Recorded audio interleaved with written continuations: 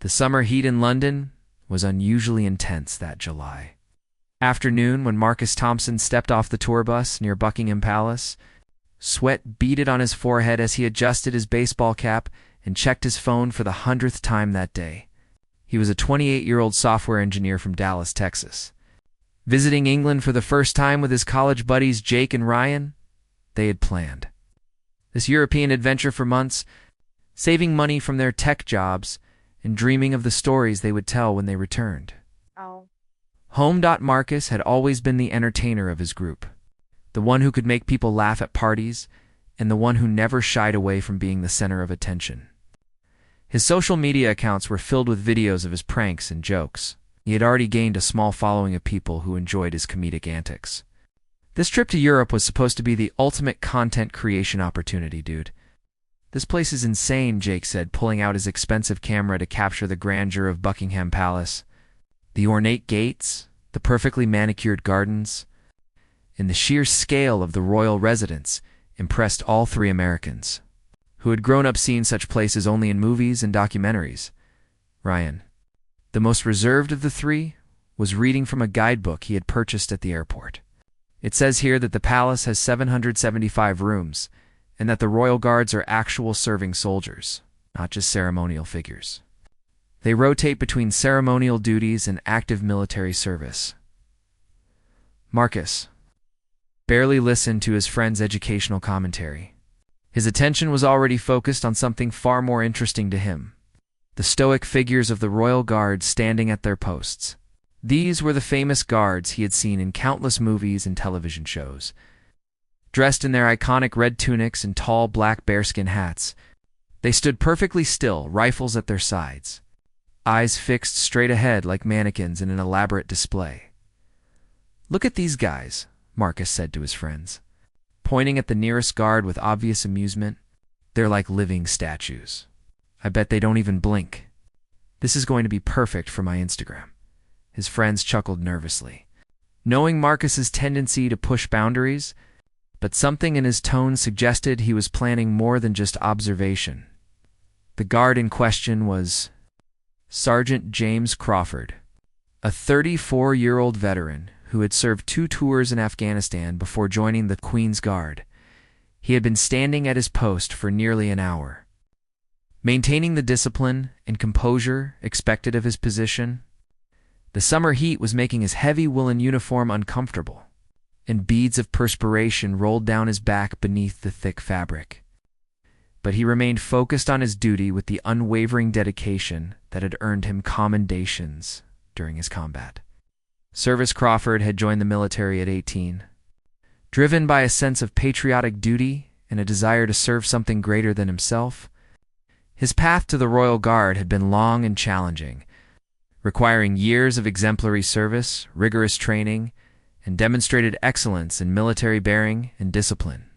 The position was considered one of the highest honors in the British Army, a fact that was lost on most tourists who saw only the pageantry and ceremony. Marcus pulled out his phone and started taking pictures, getting closer and closer to the guard with each shot. Other tourists were doing the same, but they maintained a respectful distance, understanding intuitively that these were working soldiers deserving of courtesy. Marcus, however, seemed to view this as an opportunity for entertainment rather than a moment to appreciate tradition and service. His American confidence, which served him well in his tech career, was morphing into something less admirable in this context. "Watch this," he whispered to his friends, stepping even closer to Sergeant Crawford with a mischievous grin. The guard's training had prepared him for many situations: combat scenarios, crowd control, security threats, but dealing with disrespectful tourists was, unfortunately, becoming an increasingly common and challenging part of the job. He could sense someone approaching, could feel the presence of the American tourist in his peripheral vision, but his discipline required him to remain motionless unless there was a genuine threat. Marcus began making faces at the guard, contorting his features into exaggerated expressions of surprise, confusion, and mock fear. He waved his hands in front of the man's face like he was testing whether the guard was real or some kind of elaborate wax figure. Then he started doing a little dance, moving his hips and shoulders in a way that he thought was hilarious, and that drew chuckles from his friends, who were recording everything on their phones. "Come on, soldier boy," Marcus taunted, his voice getting louder as he gained confidence from his friends' laughter and the attention of other tourists. Crack a smile. "Don't you have a sense of humor? Are you even human in there?" He was completely unaware that his behavior was not only disrespectful, but also potentially dangerous. The Royal Guards were highly trained military personnel with real weapons and the authority to use them if necessary, not costumed performers hired for tourist entertainment. The irony was lost on Marcus that he, a software engineer who demanded respect and professionalism in his own workplace, was treating another professional with such casual disregard. In his office in Dallas, he would never tolerate someone disrupting his work or mocking his expertise. Yet here he was doing exactly that to someone whose job required far more discipline and sacrifice than his own. Other visitors began to notice the commotion Marcus was creating. Some looked uncomfortable with his behavior, shifting nervously and giving him disapproving looks. Others seemed entertained by the spectacle, pulling out their own phones to record what they saw as harmless fun. A few British tourists shook their heads in disapproval, whispering among themselves about typical American behavior, but nobody intervened directly. The situation was escalating slowly but steadily, and Sergeant Crawford could feel his patience being tested in ways that his military training had never quite prepared him for. What Marcus didn't realize, couldn't possibly know from his position as a privileged tourist looking for cheap entertainment, was that behind the ceremonial uniform and the seemingly decorative role, Sergeant Crawford was dealing with his own personal struggles that made this public humiliation particularly painful. Just 3 months earlier, he had lost his younger brother Danny in a devastating car accident that had torn his family apart and left him questioning everything he thought he knew about life, purpose, and meaning. Danny had been more than just a sibling. He had been James's best friend, confidant, and biggest supporter.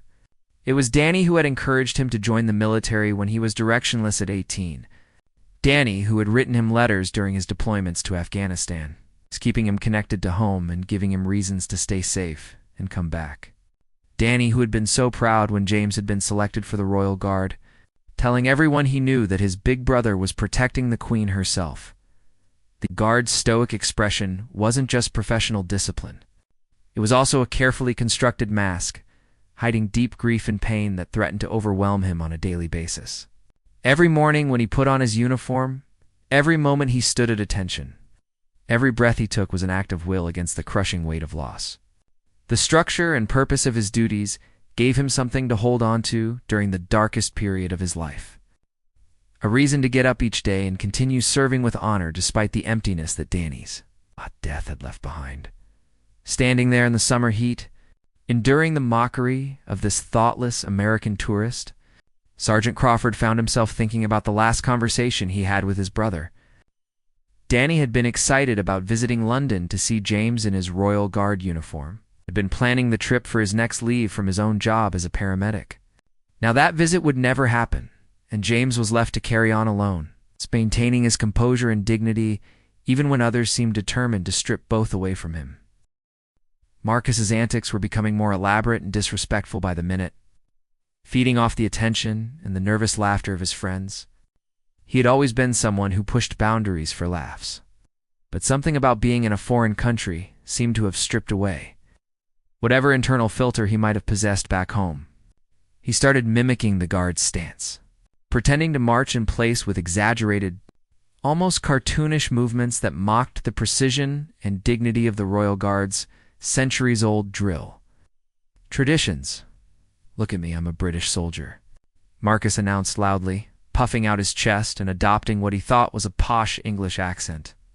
"I stand very still and look very serious about absolutely nothing." His performance drew more attention from passers-by, some of whom stopped to watch what they assumed was street entertainment rather than the harassment of a working soldier. Jake, one of Marcus's friends, was beginning to feel uncomfortable with the direction things were taking. "Maybe we should move on, man," he suggested quietly. "There are other things to see, and this seems a bit much."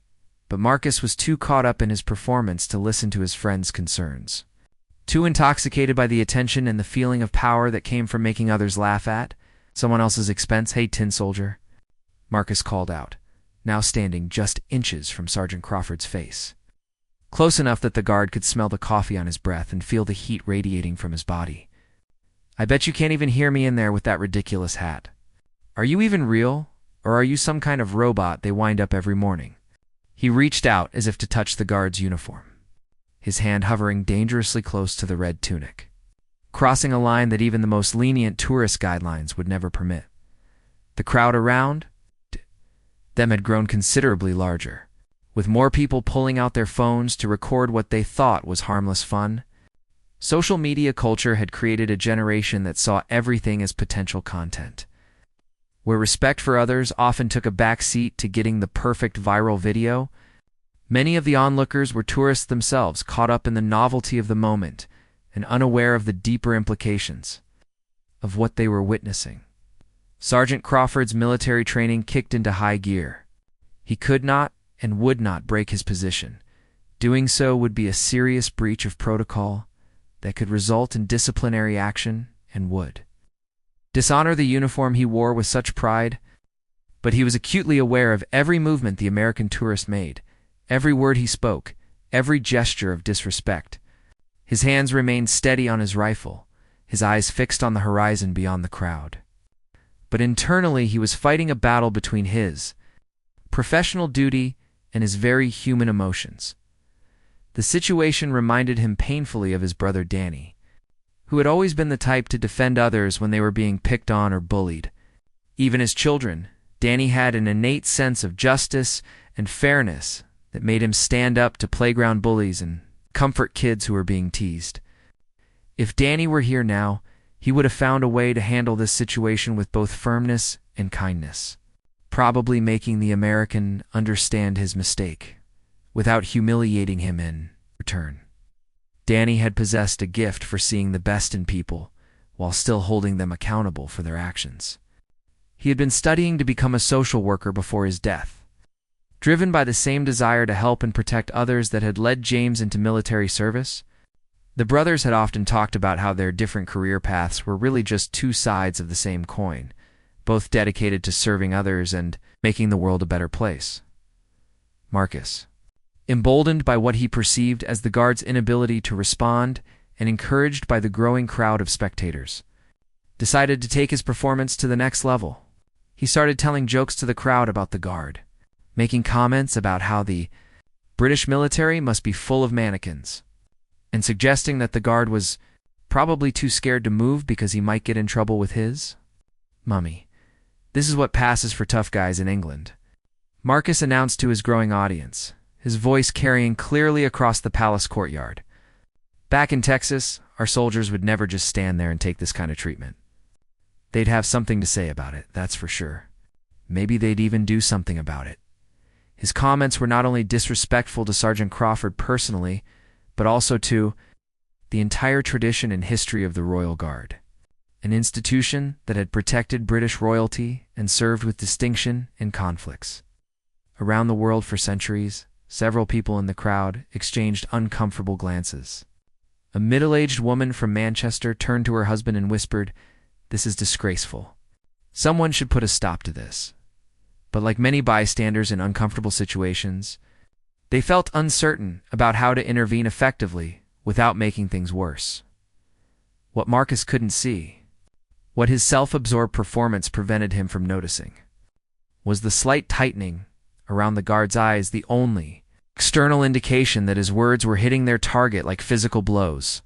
Sergeant Crawford had served his country with distinction in one of the most dangerous regions of the world. He had faced enemy fire in the mountains of Afghanistan, had watched fellow soldiers make the ultimate sacrifice for their beliefs and their brothers in arms, and had earned decorations for courage under fire that most civilians could never imagine needing to have his courage and dedication questioned by someone who clearly had no understanding of military service, sacrifice, or the weight of responsibility that came with wearing the uniform was deeply painful. Every joke, every mocking gesture, every dismissive comment felt like a betrayal of everything he and his fallen comrades had fought for. The memories of Afghanistan came flooding back, the heat, the dust, the constant vigilance required to stay alive in hostile territory.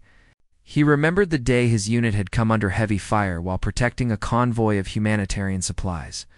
He had maintained his position and continued returning fire even after being wounded, helping to save the lives of 3 civilian aid workers who had been trapped in the crossfire. The medal he had received for that action was tucked away in a drawer at home, something he rarely talked about, but which represented the very real courage and sacrifice that this ignorant tourist was now mocking. An elderly British gentleman in the crowd finally found his voice and spoke up with a authority that came from his own military service. Decades earlier, "Young man, that's quite enough. Show some respect." His weathered face showed both anger and disappointment as he watched the scene unfold. But Marcus waved him off dismissively. He was too caught up in his performance and too intoxicated by the attention to consider the wisdom of the older man's words. "Oh, relax, Grandpa," Marcus replied with a laugh. "It's all in good fun. Nobody's getting hurt here. This guy gets paid to stand around and look pretty if he can't handle a few jokes. Maybe he should find a different line of work." The callousness of his response revealed just how completely he misunderstood the nature of military service and the sacrifices required of those who choose to serve their country. The security personnel stationed nearby were beginning to take more serious notice of the situation. They had been trained to distinguish between harmless tourist enthusiasm and genuinely disruptive behavior, and Marcus's conduct was clearly crossing into the latter category. They had protocols for dealing with such situations, but they also knew that premature intervention could sometimes escalate situations unnecessarily. They watched carefully, communicating with each other through subtle hand signals, ready to step in if Marcus's behavior crossed from merely disrespectful to genuinely threatening. As the minutes ticked by, each one feeling like an hour to Sergeant Crawford, his mind drifted once again to his brother's funeral just 3 months earlier. He remembered standing at rigid attention beside Danny's flag-draped coffin, maintaining his military bearing while his heart was breaking into pieces inside his chest. The same discipline he was showing now was the discipline that had gotten him through that terrible day. Through the bagpipes playing Amazing Grace, through the presentation of the flag to his grieving parents, through the moment when they lowered his best friend and closest family member into the ground forever, his uniform represented something larger than himself.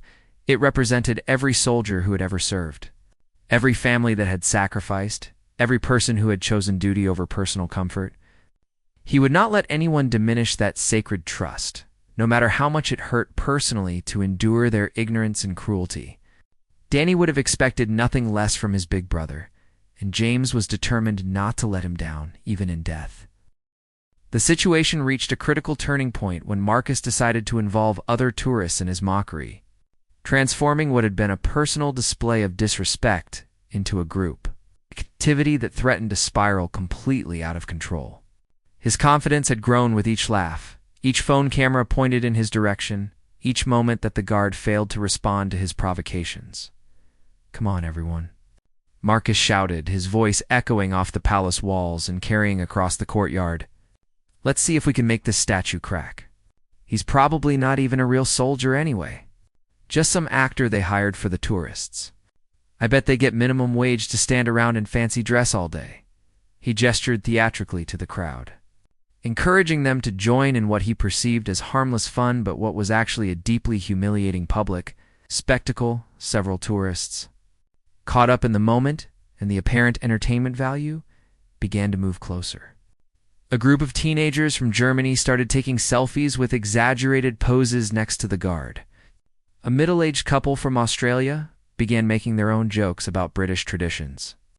What had started as one person's inappropriate behavior was becoming a mob mentality, a situation that threatened the dignity not just of Sergeant Crawford, but of the entire institution. He represented. This escalation struck Sergeant Crawford particularly hard because it reminded him of stories his grandfather had told him about mob behavior during wartime.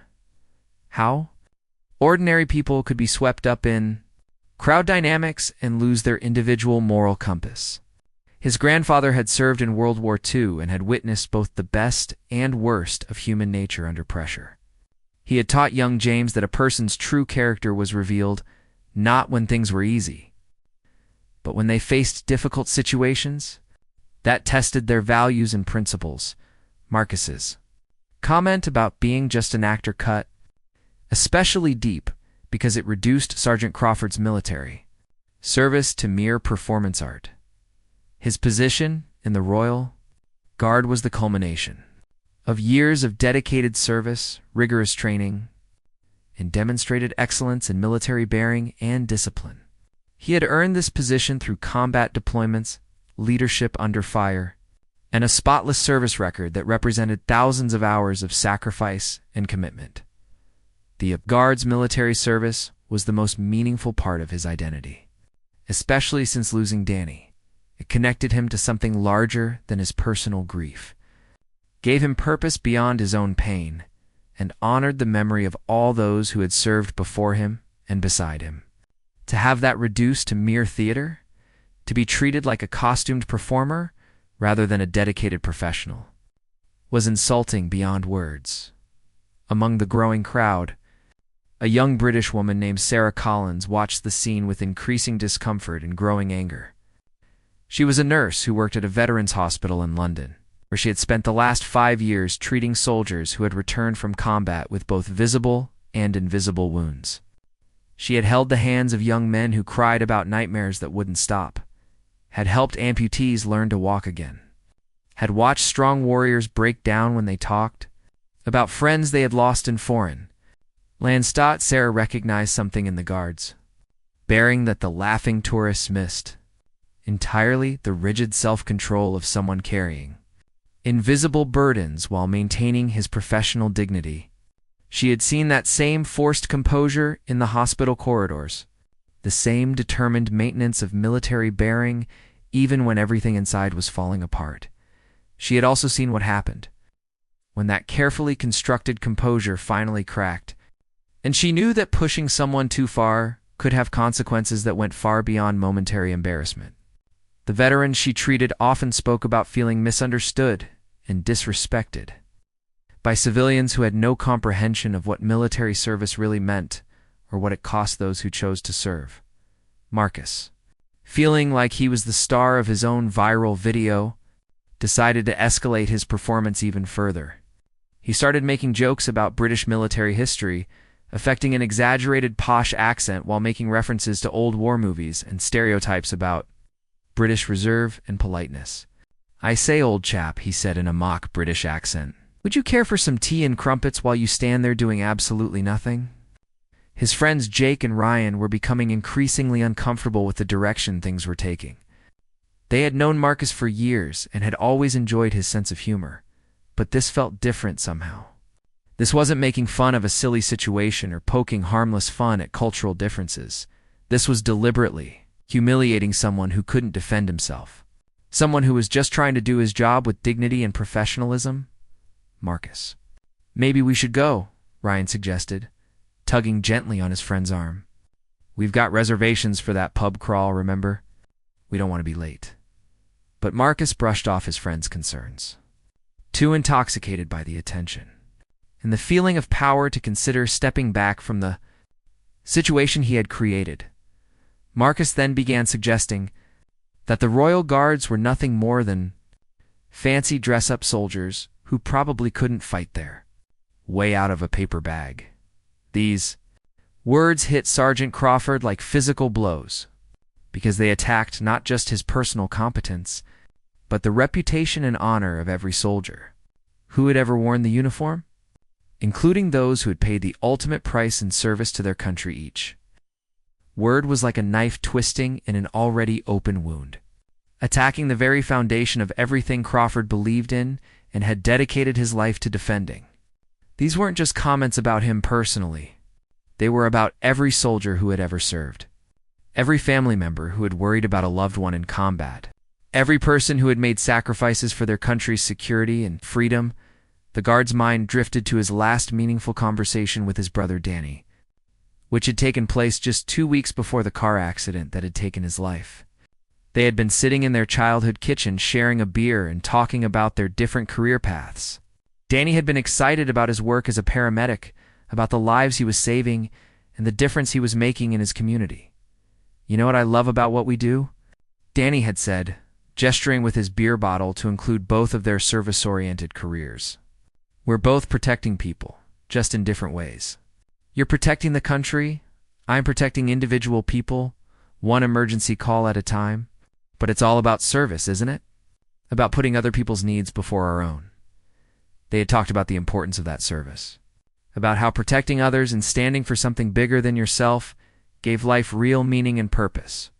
Danny had been so proud of his older brother's military career, constantly bragging to friends and colleagues about his hero brother in the Royal Guard. "Not everyone can do what you do," Danny had said.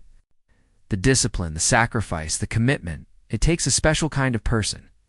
Now, standing here enduring this public humiliation, Crawford felt like he was letting Danny down, failing to live up to the heroic image his brother had carried of him.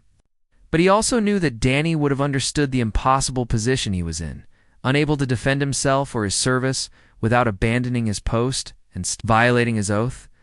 Meanwhile, Marcus was becoming even more animated and theatrical, feeding off the attention and laughter from parts of the crowd like a performer who had found his perfect audience. He started doing impressions of what he thought British soldiers sounded like, using exaggerated posh accents while making references to old war movies and colonial era, stereotypes that bore no resemblance to the modern, professional British military. "I say, we must defend the Empire," he declared in his mock accent, puffing out his chest and striking ridiculous poses. "Pip pip cheerio, let's have a spot of tea while the enemy shoots at us." His performance was not only offensive, but historically ignorant, reducing the complex and honorable tradition of British military service to cartoon-level caricatures. His friends were recording everything on their phones, already planning to post the videos on social media with captions about trolling the British Guards' an epic prank at Buckingham Palace. They were thinking about likes, shares, and comments rather than the human being who was the target of their friends. Increasingly cruel behavior. The security personnel, positioned around the palace grounds, finally began moving closer to the scene, their professional assessment indicating that the situation was moving beyond mere tourist enthusiasm into genuinely disruptive territory. They had given Marcus more latitude than usual, hoping he would tire of his performance and move on naturally. But his behavior was becoming increasingly problematic for other visitors trying to enjoy their experience at the palace. More importantly, they could see that the situation was causing distress, not just to the guard being targeted, but to other tourists who were clearly uncomfortable with what they were witnessing. Several families with children had moved away from the area. Multiple visitors had approached security personnel to complain about the Americans' behavior. Sarah Collins finally reached her breaking point. She had seen enough veterans struggle with feeling misunderstood, disrespected, and abandoned by the very society they had sworn to protect. She had witnessed too many strong men and women break down in hospital rooms, talking about how civilians treated them like curiosities or entertainment rather than real people who had made real sacrifices. "Excuse me," she said, stepping forward and addressing Marcus directly with a voice that carried both authority and barely controlled anger. "Do you have any idea what this man might have been through? Do you have any clue what it means to serve your country, to put your life on the line for people you've never met?" Her intervention caused a ripple effect through the crowd. Some people began to look uncomfortable, suddenly seeing the situation through different eyes. Others stopped laughing and started really looking at the guard, perhaps for the first time seeing him as a human being rather than a tourist attraction, and addressing Marcus directly. "Do you have any idea what this man might have been through? Do you know what it means to serve your country?" Marcus turned to her with a dismissive laugh. "Oh, come on, lady. Lighten up. It's just a bit of fun. These guys are paid to stand here and look pretty. If they can't handle a few jokes, maybe they should find different jobs." His response revealed the depth of his misunderstanding about military service and the role of the royal Guard what he saw as entertainment was actually a profound display of discipline, honor, and commitment to duty that had been refined over centuries of British military tradition. Sarah Collins stood her ground with the confidence of someone who had spent years advocating for people who couldn't advocate for themselves. Her voice carried the authority that came from professional experience and genuine moral conviction, cutting through the laughter and chatter of the crowd like a sword through silk. "These aren't actors or tourist attractions," she continued, her voice firm but not hostile, loud enough for the entire crowd to hear. "These are real soldiers who have served in real conflicts, who have put their lives on the line in places most of us can't even pronounce. Many of them have been deployed to Afghanistan, Iraq, and other dangerous places around the world. They've watched friends die. They've carried wounded comrades to safety. They've made sacrifices that you and I can't even begin to imagine." Marcus turned toward her with a scoff. But something in her demeanor, the quiet confidence, the obvious knowledge behind her words made him hesitate for just a moment. Around them, some of the tourists who had been laughing and taking photos began to look uncertain, shifting uncomfortably as they considered what this woman was telling them. The party atmosphere Marcus had created was starting to crack around the edges.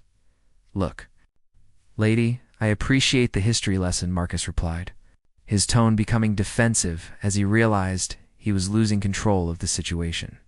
"But if they didn't want people having fun with them, they wouldn't put them out here like this. It's obviously part of the tourist experience. They're like living museum pieces. That's what they're paid for." His response revealed the depth of his fundamental misunderstanding about military service, about duty, about the difference between serving your country and performing for entertainment. To Marcus, everything seemed to be content. Everything was fair game for his amusement. And he couldn't grasp that some things were sacred. Some roles carried weight and meaning that transcended mere spectacle. Sarah felt her anger rising at his casual dismissal.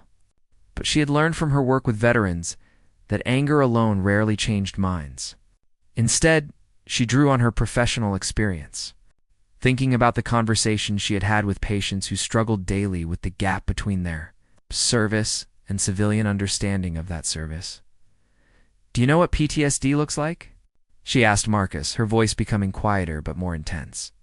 "Do you know what it's like to hold the hand of a 25-year-old man who wakes up, screaming every night because he can't forget the sound his best friend made when he stepped on an IED? Do you know what it's like to help someone learn to walk again after losing both legs in service to their country?" The crowd around them was becoming noticeably quieter as Sarah's words sank in. These weren't abstract concepts or distant political discussions. She was talking about real people, real suffering, real consequences of military service that most civilians never had to confront directly. An older gentleman who had been quietly observing the scene finally stepped forward, and when he spoke, his voice carried the unmistakable authority of someone who knew exactly what he was talking about. He was perhaps 70 years old, with silver hair and the erect posture that marked him as former military even decades after his service had ended. "Young man, I served in the Falklands War," he said, his words precise and measured. "I've stood where that guard is standing. I've carried the same responsibilities, and I've earned the right to tell you that you're making a complete fool of yourself." His weathered face showed both disappointment and anger as he looked at Marcus. "What you're doing isn't fun, it's shameful. It's disrespectful to everyone who has ever worn a uniform, everyone who has ever served their country, everyone who has ever sacrificed anything for something larger than themselves." The veteran's words carried a weight that Marcus couldn't easily dismiss or laugh off. This wasn't just opinion or emotional appeal. This was testimony from someone who had walked in those boots, who understood both the external demands and the internal pressures of military service. But pride and embarrassment are powerful forces, and they often make people double down on bad decisions rather than admit their mistakes. Marcus felt cornered, exposed, and defensive. Instead of listening to what these people were trying to teach him, he became more entrenched in his position. "Oh, great! Now we've got the whole British military fan club here," he said. Though his voice lacked the confidence and swagger it had carried earlier, the laughter from the crowd had largely died away, replaced by uncomfortable murmurs and disapproving looks. "Look, I'm just trying to have a good time on my vacation. I didn't come here for a lecture about military history."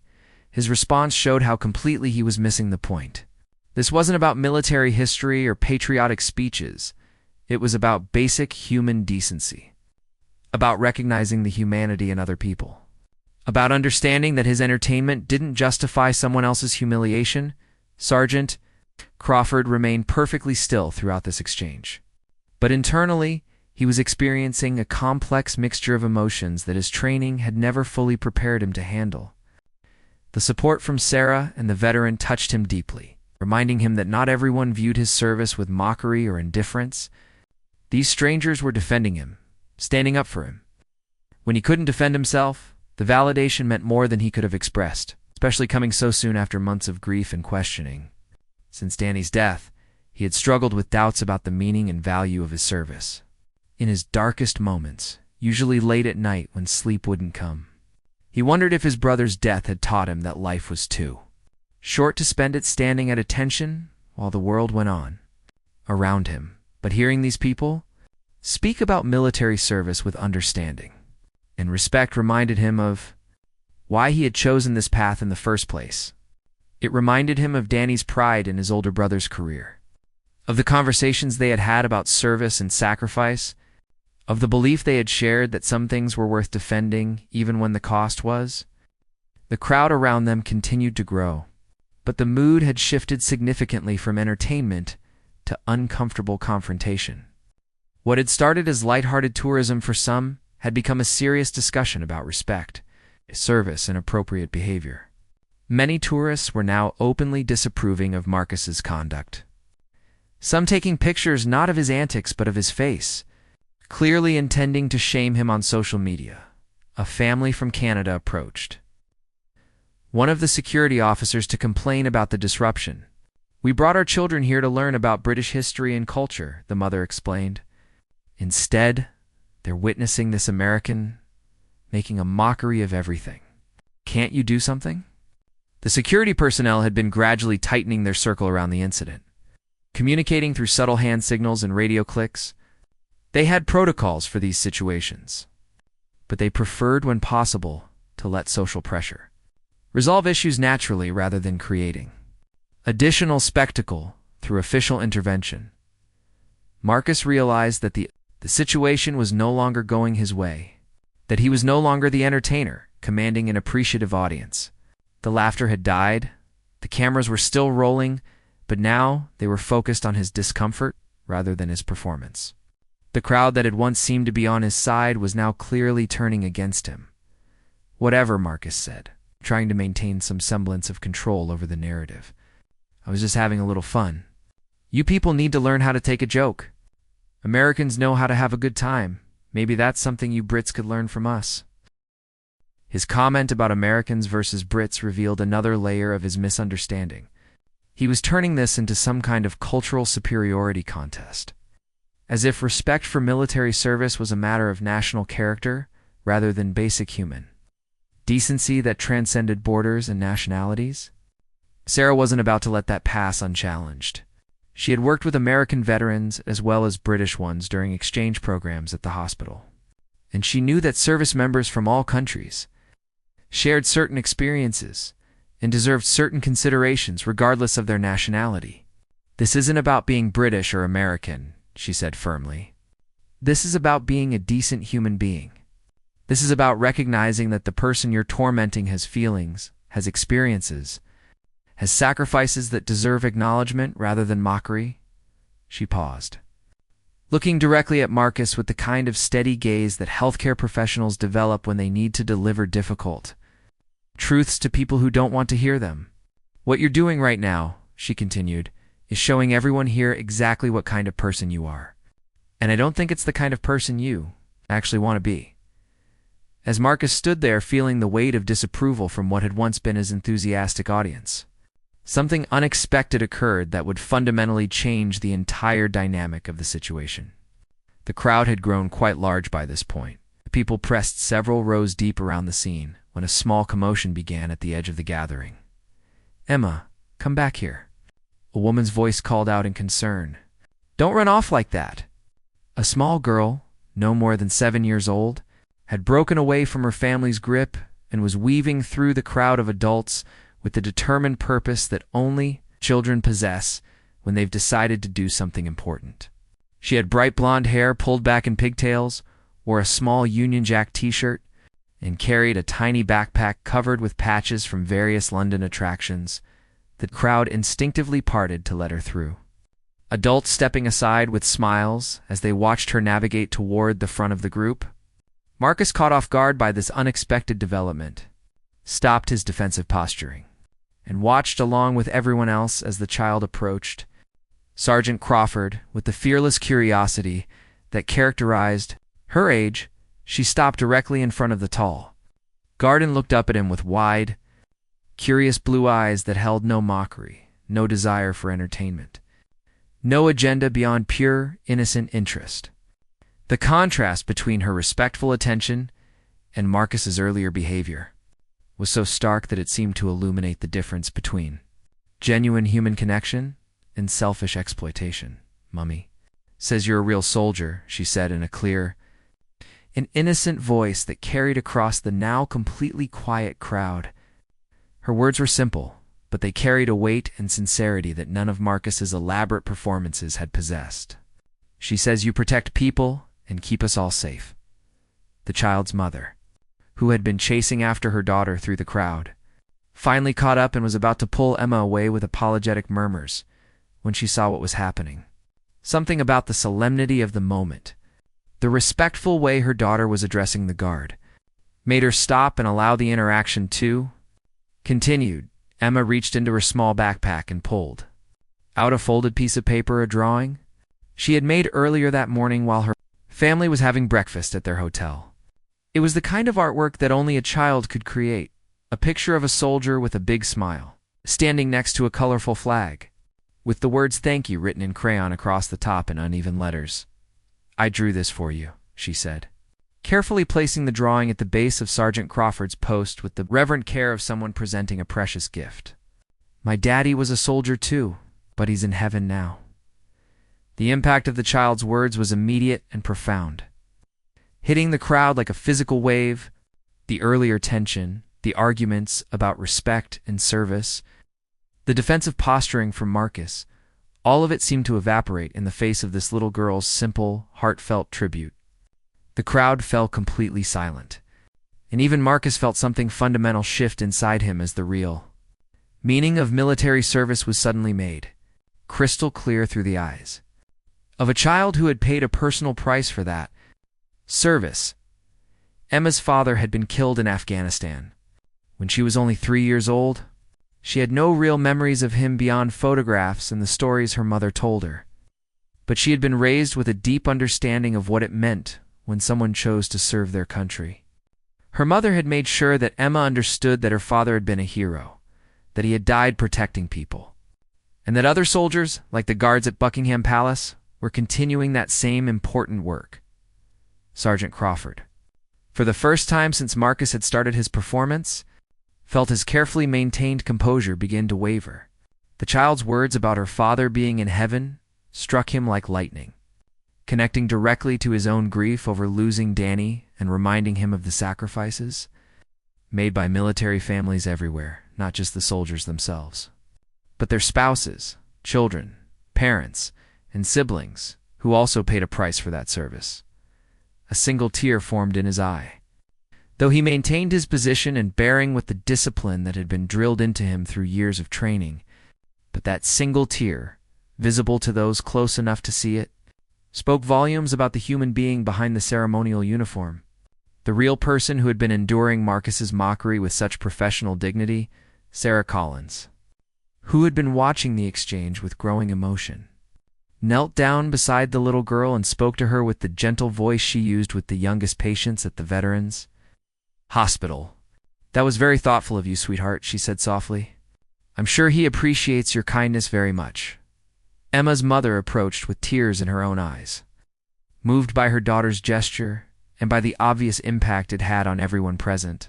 "She insists on doing this whenever we see soldiers," she explained to Sarah quietly. She says it's what Daddy would want her to do to make sure other soldiers know that people remember and appreciate what they do. Marcus watched this exchange with a growing sense of discomfort that went far beyond social embarrassment. This wasn't just about being called out for inappropriate behavior anymore. This was about coming face to face with the real human cost of military service. About understanding for the first time that his harmless fun had been mocking someone who represented something sacred to people like this little girl and her family. The child's simple act of respect and gratitude had accomplished what all of Sarah's passionate arguments and the veteran's stern words had failed to achieve. It had broken through Marcus's defensive walls and forced him to see Sergeant Crawford not as a tourist attraction or a target for entertainment, but as a real person who deserved honor and respect for the service he provided and the sacrifices he had made. The veteran who had spoken earlier walked over to Marcus, his expression now more sad than angry. He had seen the change in the young American's face, the dawning recognition of what he had really been doing for the past half hour. "Son," he said quietly, his voice gentle but firm, "I hope you can see now why what you were doing was wrong. That man standing there has probably seen things and done things that you and I can't even imagine. He's chosen to dedicate his life to serving something larger than himself, just like that little girl's father did. They've earned the right to be treated with respect and dignity, not turned into objects for our amusement." Marcus looked from the veteran to the little girl, then to her mother, then to Sarah, and finally back to Sergeant Crawford. For the first time since arriving at Buckingham Palace, he really saw the Guard not as a tourist attraction, not as a source of entertainment, not as a living statue put there for his personal amusement, but as a real person. A person who had chosen to serve his country, who had endured rigorous training and faced real dangers, who carried responsibilities and burdens that Marcus had never considered, who might even be dealing with his own losses and struggles while maintaining his professional composure in the face of public mockery. The reality of his behavior began to sink in fully, hitting him like a physical weight. He had spent the better part of an hour deliberately mocking and humiliating someone who deserved honor, not ridicule. He had treated a moment of military ceremony and tradition as if it were a comedy show put on specifically for his personal entertainment. He had encouraged others to join in the mockery, turning one person's professional duty into a group spectacle of disrespect worse. He had done all of this while representing his own country as a visitor in someone else's land. He had acted like the stereotypical ugly American tourist, confirming every negative assumption about Americans being loud, disrespectful, and culturally insensitive.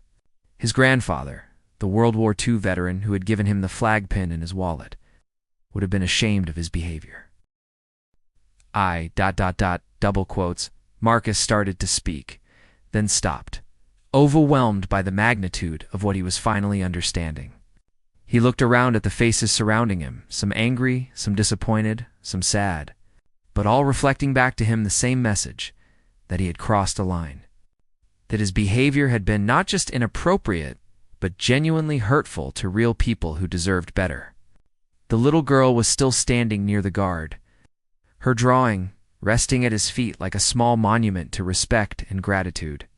Her simple act of kindness had created a moment of genuine human connection that stood in stark contrast to everything Marcus had been doing for the past 30 minutes. The security personnel, sensing that the situation had reached a natural turning point, remained nearby but didn't intervene. Sometimes the most powerful lessons came not from official consequences or formal punishment, but from the natural reactions of decent people witnessing inappropriate behavior and choosing to stand up for what was right. Marcus realized that he had a choice to make, perhaps the most important choice he had faced in years. He could continue to be defensive and dismissive, protecting his wounded pride at the cost of learning nothing from this profound experience. Or he could find the courage to acknowledge what he had done wrong and try somehow to make amends for the pain he had caused. The weight of all those watching eyes, the memory of the little girl's simple kindness, his growing understanding of what military service really meant, and his own mounting sense of shame were all pushing him toward the latter option.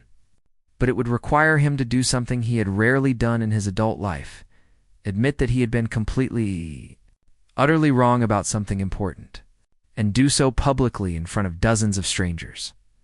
After several moments of internal struggle that felt like hours, Marcus took a deep breath and stepped forward, towards Sergeant Crawford.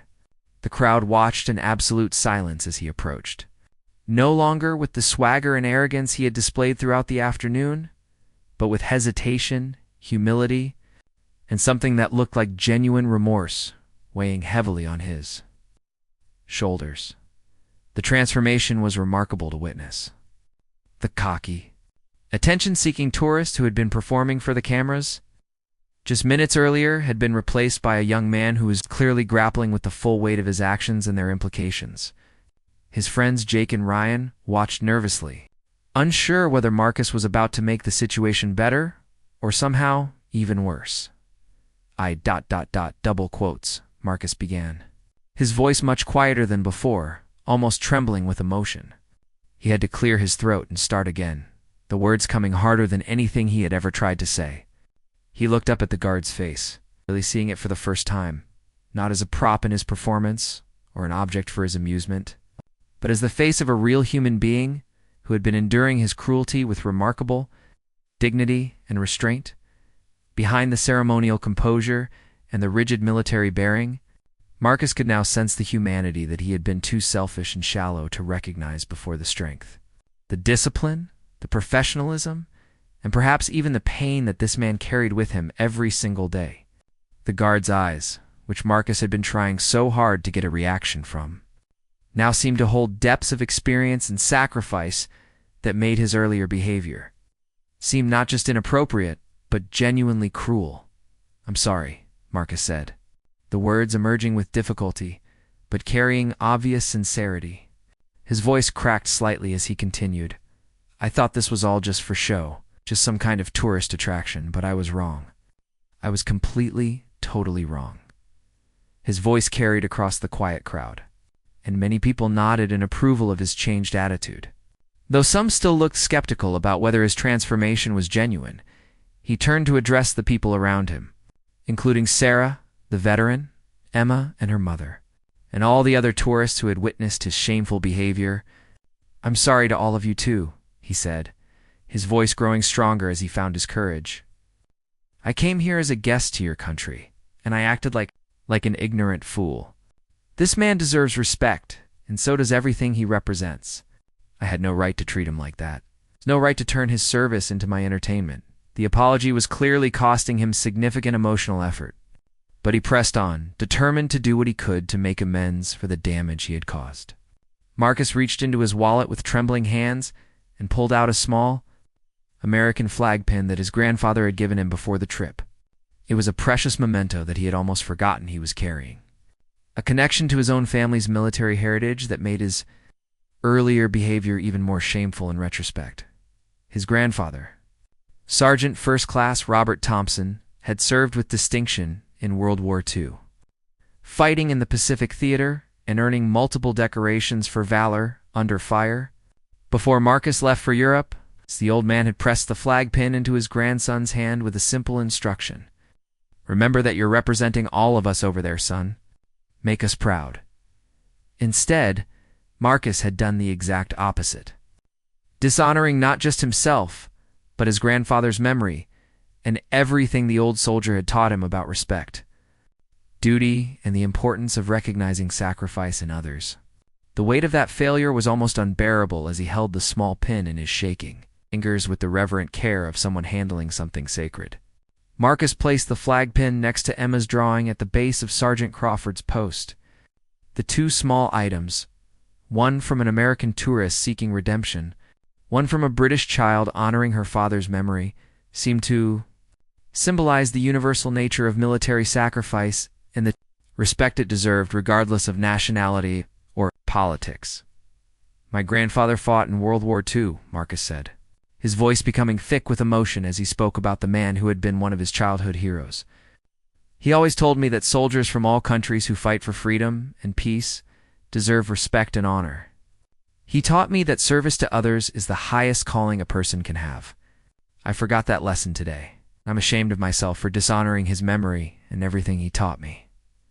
the transformation in Marcus was remarkable to witness, and several people in the crowd began to soften toward him as they recognized the genuine courage it took to admit such a public mistake, acknowledging error in front of so many strangers, especially after being so forcefully confronted with the consequences of his actions, required a kind of moral bravery that not everyone possessed.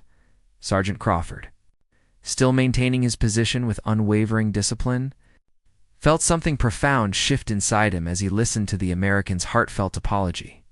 While the apology couldn't erase the pain and humiliation of the previous mockery, it helped restore some faith in human decency and the possibility of redemption. The guard thought about how his brother Danny would have handled this situation with forgiveness and understanding, always believing in people's capacity to learn, grow, and become better versions of themselves. Danny had possessed an almost supernatural ability to see the potential for good in everyone, even those who had hurt him or treated him poorly. He had always said that the measure of a person wasn't whether they made mistakes, everyone did that, but whether they had the character to acknowledge those mistakes and try to make them right. Sarah Collins, who had been watching the exchange with growing respect for Marcus's willingness to change course, approached him and placed a gentle, reassuring hand on his shoulder. "Thank you for apologizing," she said sincerely. "It takes real character to admit when you're wrong, especially in front of so many people. That shows growth and maturity." The veteran who had confronted Marcus earlier nodded approvingly, his stern expression softening into something approaching paternal pride. "Your grandfather would be proud of you for making this right, son," he said with genuine warmth. "That's what real honor looks like. Not being perfect, but being willing to correct yourself when you make mistakes. That's what separates good people from bad people, and strong people from weak people." Little Emma, with the innocent wisdom that children sometimes possess about human nature and forgiveness, looked up at Marcus with her bright blue eyes and offered him the kind of unconditional acceptance that adults often struggle to provide. "It's okay," she said simply, her voice carrying the absolute authority of childhood certainty. "Everybody makes mistakes. That's what Mummy says. The important thing is saying sorry and trying to do better." Her words, so simple, yet so profound, seemed to encapsulate everything that the adults had been trying to communicate through longer, more complex speeches. Sometimes the deepest truths could be expressed most clearly by those who hadn't yet learned to complicate them with adult sophistication and defensiveness. As the crowd began to slowly disperse, people drifting away to continue their visits to other parts of the palace and the surrounding area, he wasn't ready to leave yet, wasn't ready to let this moment pass without trying to communicate directly with the man who had shown such remarkable restraint and dignity in the face of his earlier cruelty. He looked up at Sergeant Crawford one final time and spoke quietly, not for the benefit of any remaining audience, but directly to the guard as one human being to another. "I don't know what you've been through in your service," he said, his voice barely above a whisper, but carrying across the space between them with crystal clarity. "I don't know what sacrifices you've made or what you've had to endure. But I want you to know that I'm grateful for your service, and I'm sorry for treating you with such disrespect. You maintained your dignity even when I didn't deserve it, and that says everything about who you are as a person." The guard's eyes briefly met Marcus's in that moment, and there was a silent understanding that passed between them, an acknowledgement of shared humanity, of forgiveness offered and accepted, of lessons learned and growth achieved. Sergeant Crawford gave the smallest, almost imperceptible nod, not breaking the protocols of his position, but clearly acknowledging both the apology and the young man's transformation. Marcus rejoined his embarrassed but relieved friends, who had been watching the entire exchange with a mixture of anxiety and admiration for their friend's ability to recognize his mistakes and make amends. As they walked away from the palace together, Marcus found himself thinking about the experience in completely different terms than he had anticipated. What had started as what he thought would be a funny story to tell back home, a viral video to post on social media, a moment of entertainment at someone else's expense, had instead become one of the most profound learning experiences of his life. He had been forced to confront his own capacity for cruelty, his tendency to dehumanize others for his own amusement, and his failure to recognize the dignity and worth of people who were different from himself. The The little girl's drawing and Marcus's flag pin remained at Sergeant Crawford's post for the rest of his shift. Small but powerful symbols of the complex human interactions that happened every day between people from different backgrounds, different experiences, and different understandings of the world. When his replacement arrived to take over the watch, Sergeant Crawford carefully collected both items, planning to keep them as permanent reminders of this difficult but ultimately redemptive day. For Marcus, the rest of his trip to London was fundamentally different from what he had originally planned. Instead of looking for opportunities to create content and get laughs at others' expense, he visited museums and historical sites with a new appreciation for the sacrifices made by previous generations. He spent hours at the Imperial War Museum, learning about British military history and the real experiences of soldiers throughout the centuries. He read about the Blitz, about D-Day, about the Falklands War, about Afghanistan and Iraq. He learned about the role of the Royal Guard not just as ceremonial figures, but as active-duty soldiers who rotated between palace duty and combat deployments. He gained a deeper understanding of what service meant, what sacrifice looked like, and why traditions like the changing of the Guard deserved respect rather than mockery. Most importantly, after several moments of internal struggle, Marcus took a deep breath and stepped forward. The crowd watched as he approached Sergeant Crawford, no longer with the swagger and arrogance he had displayed earlier, but with hesitation and something that looked like genuine remorse. Double quotes, Marcus began, his voice much quieter than before. He looked up at the guard's face, really seeing it for the first time. Behind the ceremonial composure, he could now sense the humanity, the strength, discipline, and perhaps even pain that the man carried with him. "I'm sorry," Marcus said, the words coming out more difficult than he had expected. "I thought this was all just for show, but I was wrong. I was completely wrong." His voice carried across the quiet crowd, and many people nodded in approval of his change in attitude. He turned to address the people around him, including Sarah, the veteran, and the little girl's family. "I'm sorry to all of you too. I came here as a guest to your country and I acted like an ignorant fool. This man deserves respect, and so does what he represents." Marcus reached into his wallet and pulled out a small American flag pin that his grandfather, a World War II veteran, had given him before the trip. He had almost forgotten he was carrying it. With trembling hands, he placed it next to the little girl's drawing at the base of Sergeant Crawford's post. "My grandfather fought in World War II," Marcus said, his voice becoming emotional. "He always told me that soldiers from all countries who fight for freedom and peace deserve respect. I forgot that lesson today, and I'm ashamed of myself." The transformation in Marcus was remarkable to witness. The cocky, attention-seeking tourist had been replaced by a young man who was genuinely confronting his own behavior and its implications. Some people in the crowd began to soften toward him, recognizing the courage it took to admit such a public mistake. Sergeant Crawford, still maintaining his position, felt something shift inside him as well. The American's apology couldn't erase the pain of the previous mockery, but it helped restore some faith in human decency. The guard thought about how his brother Danny would have handled this situation with forgiveness and understanding, always believing in people's capacity to learn and grow. Sarah Collins approached Marcus and placed a gentle hand on his shoulder. "Thank you for apologizing," she said. "It takes character to admit when you're wrong, especially in front of so many people." The veteran nodded approvingly. "Your grandfather would be proud of you for making this right, son.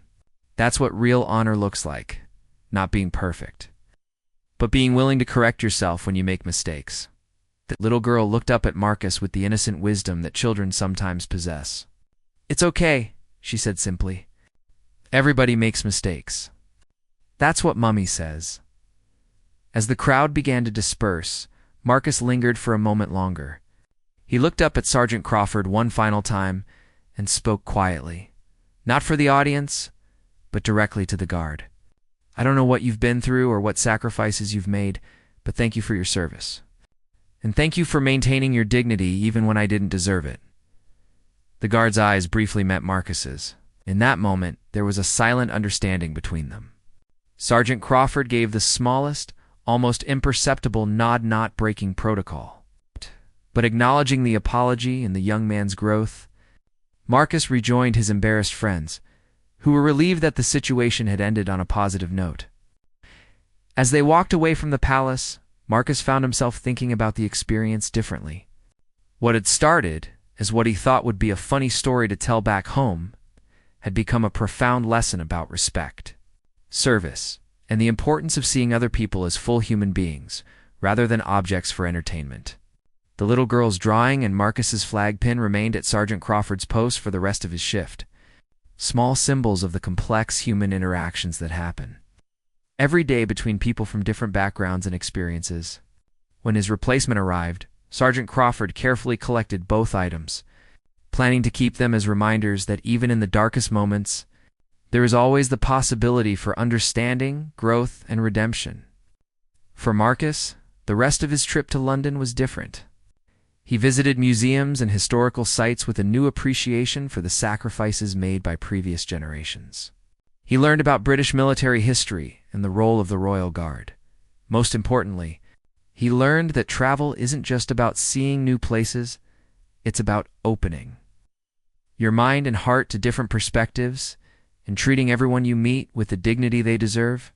When he returned to Dallas, Marcus shared the story of his experience at Buckingham Palace, but not in the way he had originally planned. Instead of boasting about trolling a British guard, he told the story as a lesson about respect, humility, and the importance of recognizing the humanity in everyone we meet. It became one of the most meaningful experiences of his life, and a reminder that sometimes our worst moments can lead to our greatest growth.